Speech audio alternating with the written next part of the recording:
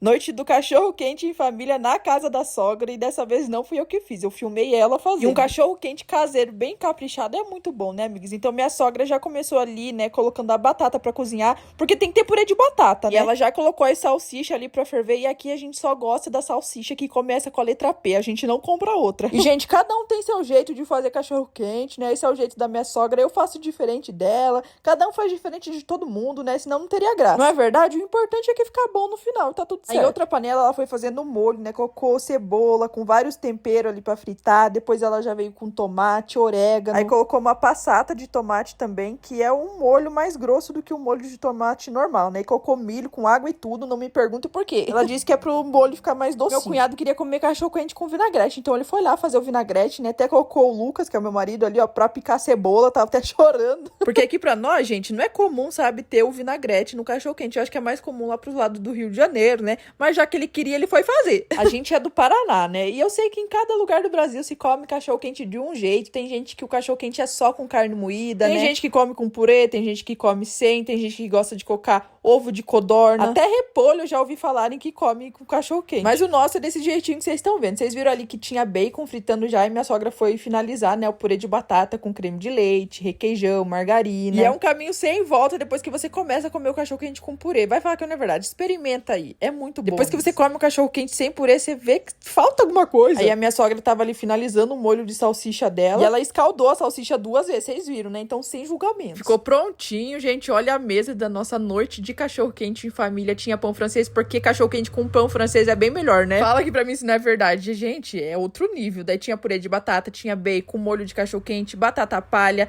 o vinagrete, tinha farofa também, que a gente gosta de comer com cachorro-quente, e o alface. E pepino também. Já fomos ali agradecendo pelo alimento, que vocês sabem que a gente não come antes de orar, cada um, né? Já foi ali montando o seu cachorro-quente. E aqui tem uma coisa que a gente gosta, que pra muitos não vai parecer tão normal, mas a gente gosta de comer o cachorro-quente com talher. Eu já fui ali montando o meu cachorro-quente. Esse cachorro-quente ficou caprichado, viu, gente? Glória a Deus, tava muito bom, nota 10. E cada um tem seu jeitinho de comer cachorro-quente, mas na verdade, gente, todos os cachorro-quente devem ser bom, fala, né? Pra mim até onde chegou a nossa noite de cachorro-quente em família. E eu amei só filmar e não fazer quase nada.